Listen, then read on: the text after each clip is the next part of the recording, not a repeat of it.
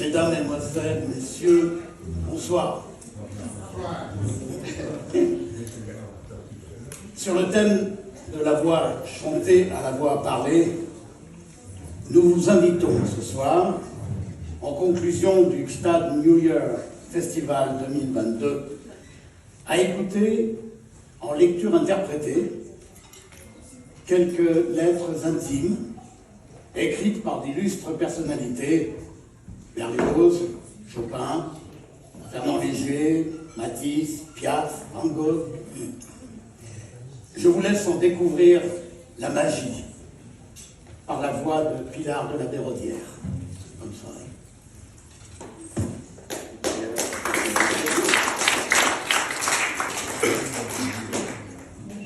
Hector Berlioz. À l'âge de 12 ans, Berlioz rencontre Estelle Fornier. Elle a 18 ans. Il en tombe éperdument amoureux. Un demi-siècle plus tard, ayant appris le veuvage d'Estelle, il initie une correspondance avec elle. Il la surnomme sa Stella. Il lui avoue dans ses dernières lettres avoir dédié l'ensemble de son œuvre à la gloire de son amour pour elle. Hector Berlioz à Estelle Fornier, Paris, 27 avril 1865.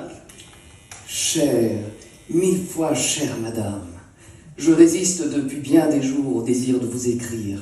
Pardonnez-moi d'y céder aujourd'hui. Considérez cette faiblesse que j'ai de vous ennuyer comme une de ces volontés de malade pour lesquelles tout le monde montre plus ou moins d'indulgence. Pourriez-vous en manquer, vous qui n'êtes pas tout le monde ? Il y a des moments où l'envie me prend de vous écrire un vaste poème symphonique. C'est par l'orchestre seulement que je pourrais exprimer ce que je sens, mais ce ne serait pas digne du sujet. Les souffrances physiques me paralysent, et je ne veux pas m'exposer à écrire en pareil cas une œuvre médiocre, et puis vous n'y prêteriez pas attention, et cela resterait pour vous lettre close. D'ailleurs, bien des passages de mes anciens ouvrages, Harold en Italie et la symphonie fantastique, furent en réalité dictés par mes souvenirs de vous, douce étoile bleue qui illumine le matin de ma vie. Et puis, je me répéterai, et Dieu me garde de rabâchages musicaux. En chantant pour vous, il faut être inspiré, absolument. Et puis la musique ne vit que de contrastes, et je n'en vois pas de possible dans une épopée musicale inspirée par vous, ma muse. Vous ne m'avez jamais fait de mal, jamais un sentiment amer n'entra dans mon âme à votre sujet. Et quand j'aurai chanté sur tous les tons et avec toutes les inflexions imaginables, mon adoration, mon enthousiasme infini pour vous, Stella, et si après avoir peint des plus vives couleurs la partie du ciel où vous brillez, ma douce étoile, je n'aurai plus qu'à recommencer toujours et toujours et... Il faut m'interrompre ici. Les douleurs me reviennent. 24 heures se sont écoulées, je souffre beaucoup moins, et me voilà de nouveau à vos pieds. Dans une de vos dernières lettres, vous me parliez d'un de vos fils qui vient d'être nommé notaire. Vous en avez donc deux dans la même profession ? Car au mois de septembre dernier, mon beau-frère me parlait avec de grands éloges de celui qui est notaire à Saint-Symphorien. Celui que je connais paraît vous aimer beaucoup, et il vous ressemble tant.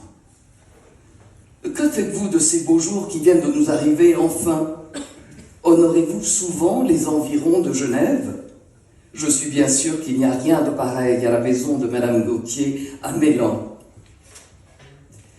Si j'étais riche, il y a longtemps que j'aurais acheté cette villa et les monts voisins pour vous les offrir comme un bouquet. Oh, n'être pas riche, encore une autre horreur, ne pouvoir satisfaire que les besoins ordinaires de la vie. Et les gens comblés des dons de la fortune n'ont point d'autres désirs que des désirs ordinaires. S'ils pouvaient apprécier des sentiments tels que ceux que j'éprouve pour vous, que de millions ne donneraient-ils pas pour les ressentir ? Adieu, madame. tout ce qu'une âme humaine n'a jamais pu contenir d'adoration, je les envoie à vous, Stella, et vous supplie de les accueillir. Adieu, Hector Berlioz.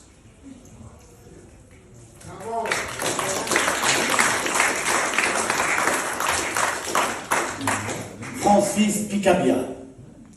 Au terme de la Grande Guerre de 1918, Picabia est installé en Suisse, dans le canton de Vaud, à Bénian. Au cours de son séjour, il fréquentera Gstad assez souvent. Malgré ses troubles nerveux, il travaille avec une grande frénésie et produit de nombreux dessins mécaniques. Cette année-là, il rencontre par ailleurs Germaine Everling, journaliste française, qui sera sa compagne jusqu'en 1932. Francis Picabia à Germaine Everling, 21 novembre 1918. Ma petite, je viens d'avoir une longue conversation avec mademoiselle de Stanty. Elle est bien gentille et t'aime vraiment beaucoup. Comme moi, elle s'étonne de ne pas avoir encore de tes nouvelles. Aujourd'hui, j'ai été faire une grande promenade en compagnie du docteur et j'ai pour le moment l'impression d'aller mieux. Ce matin, le petit patient américain nous a fait très peur. Il a sauté du premier étage de la maison dans le jardin et a failli se tuer. Voilà pour les nouvelles extérieures. Tu sais, il faut être fanatiquement idéaliste. C'est le seul moyen de conserver un cœur vierge. Surtout ne pleure pas, ne te torture pas comme une martyre. Sois calme et confiante. Notre affection n'est pas une fantaisie. Je veux absolument revenir, et cela le plus tôt possible. Je suis des événements de France, tout marche bien. Il n'y a plus de pessimisme à avoir, la paix dans quelques mois, c'est certain. J'ai envie de chanter une chanson, et de voir tes gestes, et de regarder tes petits seins qui sont parfumés comme les collines du midi de la France, comme les Martigues. Bénian, en Suisse, avec la bise froide, est un peu comme les Martigues, ce petit pays à l'esprit latin et son Mistral. En attendant, toi, tu es à Paris, bien au chaud, rue Augier, et de nombreux amis vont tout le temps chez toi.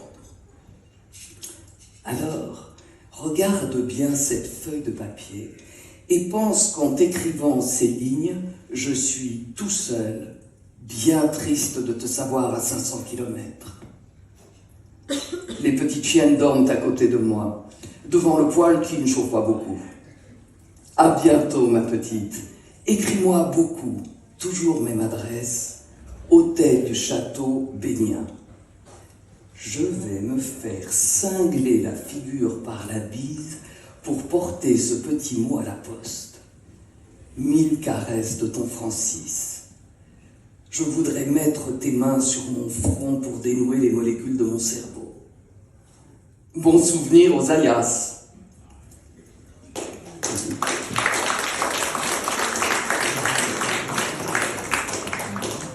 Fernand Léger.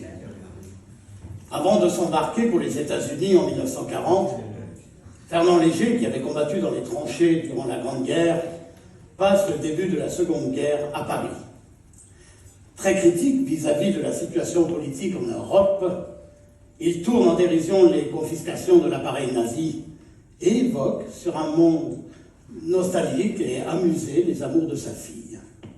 Fernand Léger a sa fille le 13 mai 1939. Ma chère fille, reçu ta lettre de Marrakech du 15. Quel pays épatant. Je comprends que tu t'y plaises. C'est du vrai de vrai. Tâche d'y faire de belles photos. À ce propos, André a reçu de toi une photo à vélo. Mais tu es très bien. Je t'avais dit que les chameaux, c'était maintenant des vélos. Il y a quelques années, tu nous aurais envoyé une photo chameau. Je t'écris de l'appartement où je suis depuis 2 jours à cause d'un mal de gorge. Pas grand-chose, Winter est venu au rien. Demain, retour à l'atelier. Je suis ici avec Titite qui engraisse, le vieux bouquet, et Marcel, la gouvernante dont je m'arrange. Elle écrit ses dépenses régulièrement, je crois. Enfin, tu verras ça au retour, si tu reviens.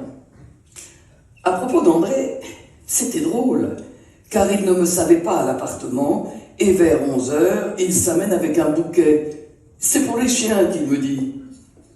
Il était content de tes photos et de ta lettre. Drôle de type, méchant et gentil à la fois. Il est supportable comme ça. N'habitant pas avec toi, ça va très bien. Ici, ça roule au ralenti, avec un œil aux aguets sur le copain Hitler. Comme emmerdeur, celui-là, on n'aurait pas fait mieux. Déjeuner avec Milo, nos projets belges en suspens à cause d'Adolphe. Pas moyen de vendre des tableaux, toujours Adolphe. Le comble, c'est lui qui en vend, en Suisse, de nous tous. Adolphe vend du cubisme, c'est comique. J'ai fait une balade à Rouen avec les Cromlinck. J'ai visité Rouen comme je ne l'avais jamais fait. Déjeuner aujourd'hui, je crois, avec Viette, le zouave et son grand-fils qui est un moine épatant et très dernier cri, comme évolution moderne. André me dit que tu es amoureuse de Michel. Mais voilà qui est bien, ça meuble l'existence. Je te souhaite bonne chance. Peut-être que moi aussi je suis amoureux. On n'en sait jamais. J'ai l'âge où on donne tête baissée dans les premières communiantes. Au revoir, ma chère fille. Amuse-toi bien. Ne nous déclenche pas la guerre. Et 1000 choses aux Arabes si épatants. Ton père, Fernand Léger.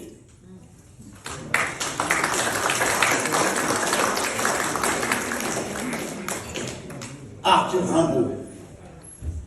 La précocité de son génie, sa carrière littéraire fulgurante, sa vie brève et aventureuse contribuent à forger la légende du poète maudit et à faire de lui l'un des géants de la littérature. Arthur Rimbaud écrit ses premiers poèmes à l'âge de 15 ans. Après la crise qu'il traverse avec Verlaine à Londres, il quitte la France. Nous allons découvrir l'une des toutes premières lettres qu'il adresse à sa famille 10 jours après son arrivée à Aden, en Abyssinie. Il ne retournera en France qu'en 1891 pour y mourir. Arthur Rimbaud à sa famille, Aden, 25 août 1880. Chers amis, il me semble que j'avais posté dernièrement une lettre pour vous, content comme j'avais malheureusement dû quitter Chypre et comme j'étais arrivé ici après avoir roulé la mer Rouge. Ici, je suis dans un bureau de marchand de café. L'agent de la compagnie est un général retraité. On fait passablement d'affaires et on va en faire beaucoup plus. Je ne gagne pas beaucoup, ça ne fait que 6 francs par jour, mais si je reste ici, et il faut bien que je reste, car c'est trop éloigné de partout pour qu'on ne reste pas plusieurs mois avant de gagner quelques centaines de francs pour s'en aller en cas de besoin.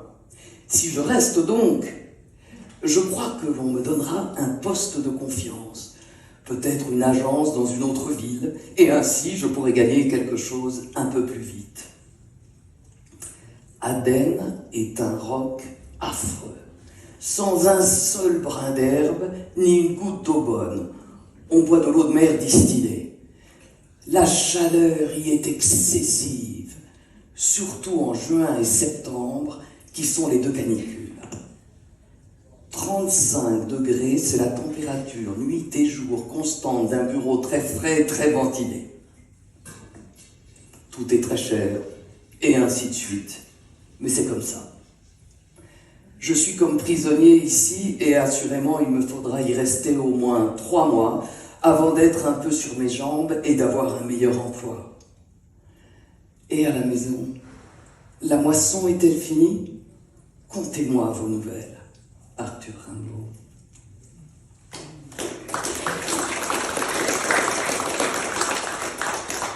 Henri Matisse. Dans la lettre que nous allons entendre, on apprend que Matisse a 2 enfants, Marguerite et Pierre. Cette lettre est intéressante car Matisse y décrit avec précision 2 de ses œuvres, la Mauresque et le paysage de Morozov. Henri Matisse à sa femme, 16 août 1912. Ma chère Mélo, hier, 15, j'ai pensé au terme et me suis demandé comment tu t'en étais tiré avec le proprio. Peut-être y as-tu paré. Je pense qu'en cas d'embarras, tu peux toujours me télégraphier. Hier, j'ai travaillé à la Mauresque, qui est terminée, je crois. Il y a du bon. Elle avait une robe bleue, je l'ai mise en verte. Je vais revoir ce matin et j'y retouche ou non. L'après-midi, j'ai commencé un des paysages de Morozov.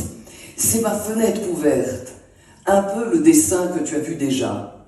J'ai 2 bouquets placés sur ma fenêtre, l'un vert de feuilles de géranium odorant citronnelle, avec de petits chrysanthèmes blancs et quelques fleurettes d'autres couleurs. Et mes chrysanthèmes, tu ne m'en dis rien? Le tout dans un des pots à eau de la maison. L'autre est tout rose ibis, entouré de feuilles vert foncé dans un pot de terre du pays. Si je puis être favorisé de beau temps, ça va bien. Depuis plusieurs jours, je n'ai pas à me plaindre. Hier, c'était le ciel tout à fait pur toute la journée. Aujourd'hui, à 8 heures du matin, c'est le même temps et ce vent n'est pas trop pour gêner si toutefois il n'augmente pas. Hier, j'ai reçu une lettre de Pierre et de Marguerite. Elle me demande ce qu'elle doit faire au sujet de ses études. Tante Berthe ne croyait pas qu'elle voulait préparer le brevet, elle pensait simplement qu'elle voulait faire un peu de littérature. Margot me dit qu'en cas de brevet, elle devrait prendre des leçons avec un professeur de l'école. Elle dit aussi qu'elle a besoin des matières du brevet, car elle ignore beaucoup de choses élémentaires, mais qu'elle s'intéresse beaucoup à la littérature. Enfin, qu'elle fera comme on voudra, mais elle demande une réponse de suite. Justement, quand j'ai reçu les 2 lettres, je terminais une lettre pour eux. J'ai ajouté qu'elle prépare le brevet et mis de suite la lettre à la poste. Mais ensuite, j'ai pensé que ça n'était pas la même chose pour Berthe, car si Margot prépare son brevet, son séjour sera plus long que si elle fait simplement quelques études littéraires et qu'alors Berthe s'en trouvera gênée. Qu'en penses-tu? Je vais écrire à Margot de suite un mot qui explique cela et elle le demandera à Berthe. J'ai mis dans ma lettre 100 francs et j'aime mieux qu'elle ait de l'argent à l'avance. Maintenant, une course pour Mademoiselle Davin. Elle a envoyé à Old England son costume d'Amazon pour qu'on lui en fasse un sur mesure. On doit le lui envoyer à essayer. Or, en attendant, elle n'a plus que 2 toiles. Elle voudrait donc que tu y passes pour leur faire envoyer de suite son vieux costume dont ils doivent avoir relevé les mesures. Elle en a absolument besoin. Veux-tu y passer aussitôt que possible? Tu iras voir ta tante en même temps. As-tu été voir les Stein? Je t'embrasse ainsi que maman, de tout mon cœur, et toi particulièrement, je veux dire spécialement. Amitié à la maison, ton mari de tout cœur, Henri Matisse.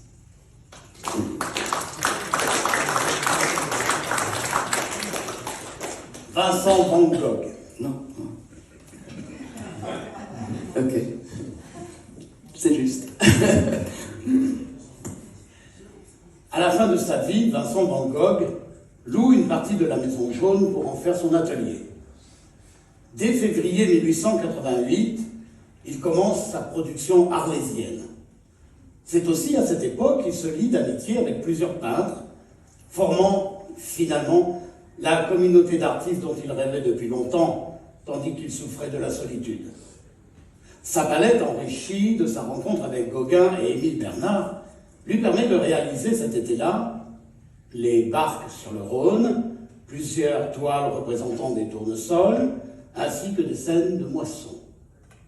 Vincent Van Gogh à Émile Bernard, Arles, août 1888. Mon cher Bernard, je veux faire de la figure et encore de la figure. C'est plus fort que moi cette série de bipèdes. De la femme noire de chevelure à peau blanche jusqu'à la femme aux cheveux jaunes et le visage couleur de brique hâlé par le soleil. En l'attendant, je fais autre chose. Merci de ta lettre. Cette fois-ci, j'écris bien à la hâte et bien éreinté. Cela m'a fait grand plaisir que tu aies rejoint Gauguin. Ah, j'ai tout de même une nouvelle figure qui est absolument la continuation de certaines études faites en Hollande. Je te les ai un jour montrées avec un tableau de ce temps-là, les mangeurs de pommes de terre. Je voudrais pouvoir te montrer cette figure. C'est toujours une étude où la couleur joue un tel rôle que le blanc et noir du dessin ne saurait rendre. J'ai voulu t'en envoyer un dessin très grand et très soigné. Bon, cela devenait tout autre chose, tout en étant correct.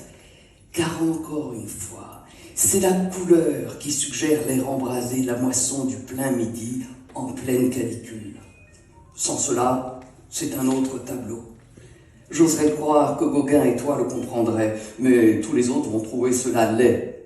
Vous autres, vous savez ce que c'est qu'un paysan, combien cela le sent le fauve lorsque l'on trouve quelqu'un de race. J'ai aussi un déchargeur de bateaux de sable, c'est-à-dire, il y a 2 bateaux rose violacé dans une eau verte véronaise avec du sable gris-jaune, des brouettes, des planches, un petit homme bleu et jaune, tout cela bu d'en haut d'un quai surplombant le tout à vol d'oiseau. Pas de ciel. Ce n'est qu'une esquisse, ou plutôt une pochade faite en plein Mistral. Ensuite, je cherche des chardons poussiéreux avec grand essaim de papillons tourbillonnant dessus. Ah, le beau soleil d'ici en plein été, cela tape à la tête et je ne doute aucunement qu'on devienne toqué. Or, l'étant déjà auparavant, je ne fais qu'en jouir. Je songe à décorer mon atelier d'une demi-douzaine de tableaux de tournesol. Une décoration où les chromes crus ou rompus éclateront sur des fonds divers, bleus depuis le véronèse le plus pâle jusqu'au bleu de roi, encadrés de minces lattes peintes en orange. Des espèces d'effets de vitraux gothiques. Ah, mes chers copains, nous autres toqués, nous jouissons tout de même de l'œil, n'est-ce pas? Hélas, la nature se paye sur la bête et nos corps sont méprisables et une lourde charge parfois. Mais depuis Giotto souffre de personnage, il en est ainsi. Ah, tout de même, quelle jouissance de l'œil, et quel rire que le rire édenté du vieux lion Rembrandt, la tête coiffée d'un linge, la palette à la main. Que j'aimerais à pouvoir passer ces jours-ci à Pont-Aven. Mais enfin, je m'en console en peignant des tournesols. Je te serre bien la main. À bientôt. Tout à toi, Vincent.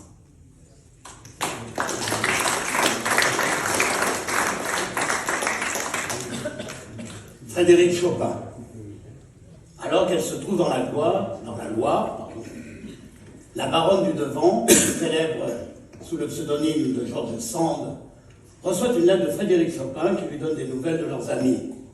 La cantatrice Pauline Viardon, née Pauline Garcia, le violoncelliste Auguste Francom, sa confidente, Madame Mariani, Camille Pleyel, fabricant de pianos. Cette lettre est un vestige extrêmement rare de leur correspondance puisque une grande partie a été détruite par George Sand à leur séparation en 1847. Frédéric Chopin à George Sand, novembre 1844. Lundi, 9h. Comment êtes-vous? Je viens de recevoir votre excellente lettre. Il neige ici tant que je suis bien aisé que vous ne soyez pas en route, et je me reproche de vous avoir suscité peut-être l'idée du voyage en poste par ce temps-là. La Sologne doit être déjà mauvaise car il neige depuis hier matin. Votre décision d'attendre quelques jours me paraît la meilleure et j'aurai plus de temps à vous faire chauffer vos appartements. L'essentiel, c'est de ne pas vous mettre en route par ce temps avec des perspectives de souffrance. Jean le jardinier a mis toutes vos fleurs dans la cuisine. Votre jardinet est tout en boule de neige, en sucre, en cygne, en hermine, en fromage à la crème. Les fumistes viennent de venir car je n'osais pas, hier, faire beaucoup de feu sans eux. Votre robe est en soie noire, tout ce qui vient de meilleur. Je l'ai choisie selon vos ordres. La couturière l'a emportée avec toutes vos instructions. Elle a trouvé l'étoffe bien belle, simple, mais bien portée. Je crois que vous en serez contente. La couturière m'a paru bien intelligente. L'étoffe a été choisie parmi 10 autres. Elle est de 9 francs le mètre, ainsi tout ce qu'il y a de meilleure qualité. Elle sera, à ce qu'il paraît, excellente. Tout a été prévu du côté de la couturière qui veut bien faire. Ici, il y a beaucoup de lettres pour vous. Je vous envoie une qui me paraît être de la mère Garcia.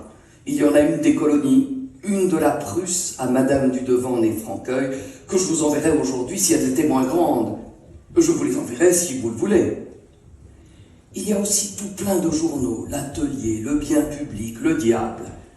Quelques livres, quelques cartes, entre autres celle de M. Martinez. Je dînais hier chez Francôme, je n'en suis sorti qu'à 4 heures à cause du mauvais temps, et j'étais le soir chez Madame Mariani. Je dînerai aujourd'hui chez elle avec le roux, m'a-t-elle dit, que si la séance du procès de son frère qui doit être plaidé aujourd'hui finit de bonne heure. J'ai trouvé les Mariani assez bien portantes, sauf le rhume. Je n'ai vu ni Xine ni Pléiade, c'était dimanche. Je compte aller les voir si la neige cesse un peu. Soignez-vous.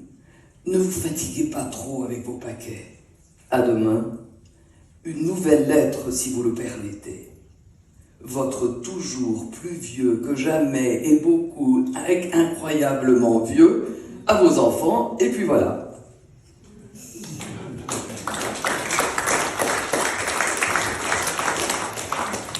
Antoine de Saint-Exupéry.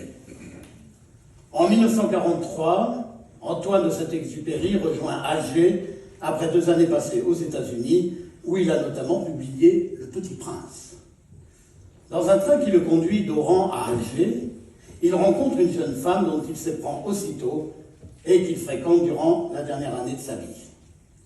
La passion semble s'être estompée rapidement pour cette jeune femme, laissant à Antoine de Saint-Exupéry un souvenir douloureux qui lui inspire une des lettres d'amour des plus brûlantes et touchantes. Antoine de Saint-Exupéry, lettre à une inconnue.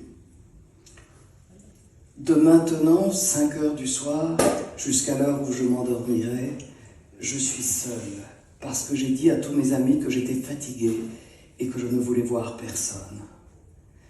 La petite fille, pour laquelle j'ai si soigneusement réservé ce temps libre, n'a même pas pris la peine de téléphoner qu'elle ne venait pas.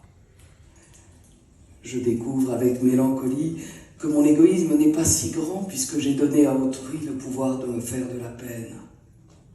Petite fille, il est tendre de donner ce pouvoir, il est mélancolique d'en voir user. Les contes de fées, c'est comme ça. Un matin, on se réveille, on dit « ce n'était qu'un conte de fées ». On sourit de soi, mais au fond, on ne sourit guère. On sait bien que les contes de fées, c'est la seule vérité de la vie. L'attente, les pas légers, puis les heures qui coulent fraîches comme un ruisseau entre les herbes sur des cailloux blancs. Les sourires, les mots sans importance, qui ont tellement d'importance. On écoute la musique du cœur. C'est joli, joli pour qui sait entendre. Bien sûr, on veut beaucoup de choses. On veut cueillir tous les fruits et toutes les fleurs. On veut respirer toutes les prairies. On joue. Est-ce jouer ? On ne sait jamais où le jeu commence ni où il finit, mais on sait bien que l'on est tendre et l'on est heureux. Je n'aime pas le climat intérieur qui a remplacé mon printemps, un mélange de déception, de sécheresse et de rancune. Je baigne dans ce temps vide où je n'ai plus rien à rêver. Le plus triste, c'est que l'on demande d'un chagrin, est-ce bien la peine ? Est-ce bien la peine d'avoir ce chagrin pour qui ne songe même pas à prévenir ? Sûrement non. Alors on n'a même plus de chagrin et c'est plus triste encore. Il n'y a pas de petit prince aujourd'hui, ni jamais le petit prince est mort. Ou bien il est devenu tout à fait sceptique. Un petit prince sceptique, ça n'est plus un petit prince, Je vous en veux de l'avoir abîmé. Il n'y aura plus de lettres non plus, ni de téléphone, ni de signes. Je n'ai pas été prudent, et je ne pensais pas que peu à peu je risquais un peu de peine. Mais voilà, je me suis blessé au rosier en cueillant une rose. Le rosier dira: quelle importance avais-je pour vous? Moi, je suce mon doigt qui saigne, comme ça, un peu, et je réponds: aucune, rosier, aucune, rien n'a d'importance dans la vie, même pas la vie. Adieu, rosier.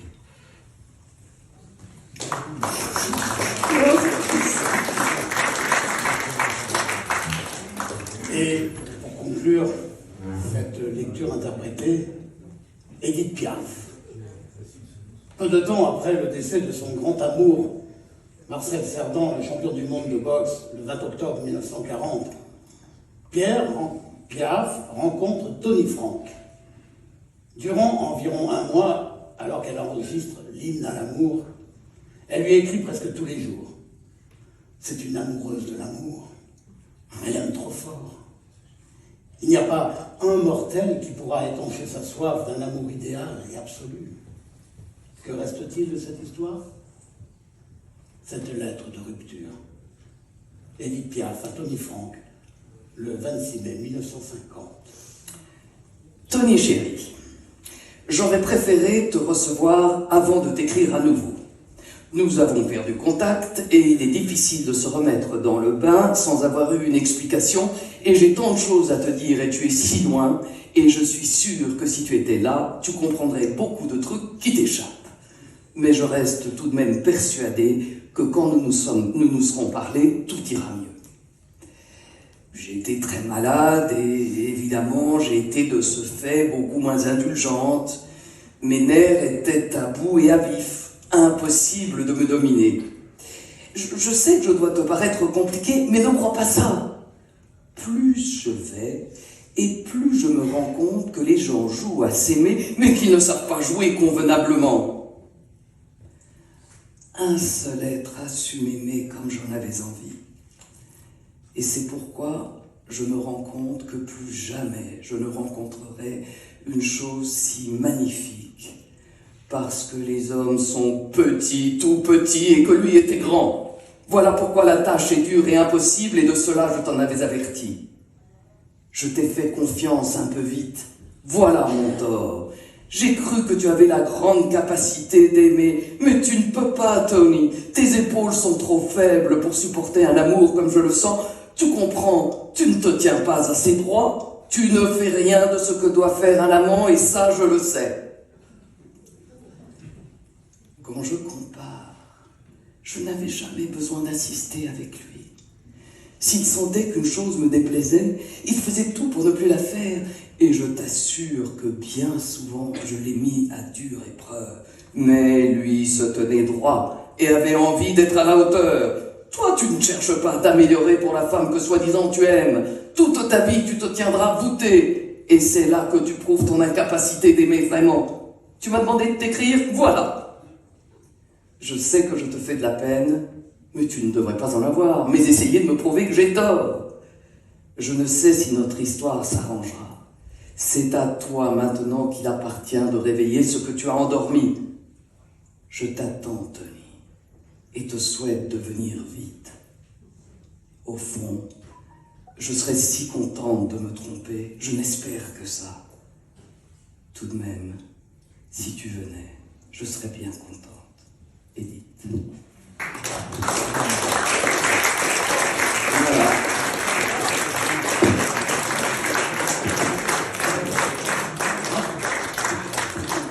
Voilà.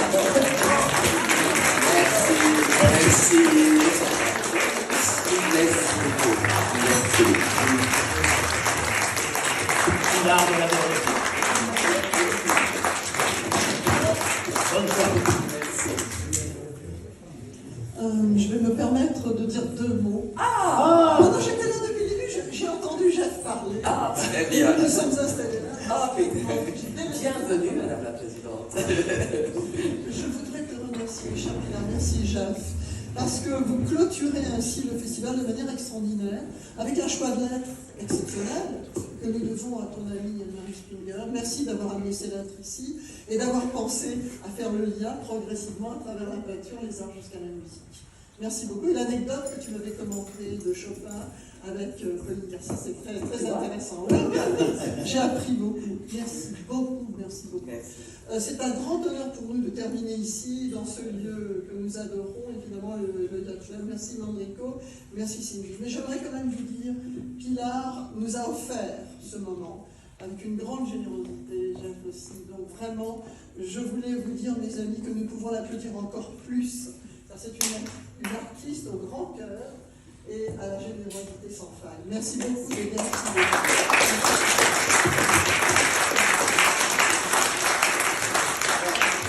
Je voulais quand même te dire quelque chose. C'est ton cadeau de mariage. Oui, je vais me remarier tout de suite. Je voudrais juste, si tu me permets, Pilar, c'est juste dans 2-3 petits mots. Je voudrais dire que ce soir, cette soirée, je voudrais la dédier tout particulièrement à une chère, très très chère amie qui nous a quittés cette année, qui est Florence Tari. On a fait beaucoup de choses avec Florence, beaucoup d'événements ici justement. Et je ne sais pas si vous avez lu mon message en programme, mais j'ai dédié ce festival à Florence Tari et à Philippe Forial-Bestozet. Donc je voudrais qu'on ait tous une pensée pour ces deux êtres exceptionnels qui ont permis au festival de se développer et de continuer, comme vous le faites vous tous aussi.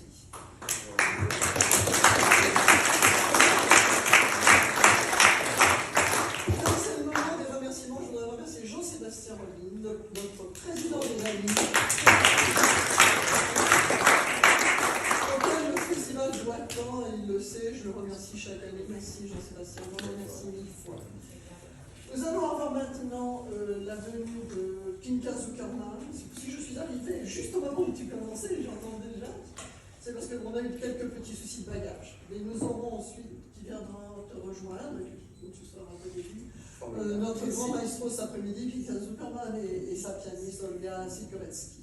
Donc voilà, je voudrais remercier les artistes de cette dernière soirée, 2 acteurs, un moment de poésie extraordinaire, choisi si merveilleusement. Nous regrettons l'absence d'Anne-Marie Springer et 2 grands musiciens qui vont nous rejoindre. Pinka Zuckerman, Olga Sikoretsky. Quelle fin de festival merveilleuse. Donc vraiment, merci à vous tous et une très très bonne soirée. Et merci au Stade Yacht Club pour son accueil. Et merci à vous.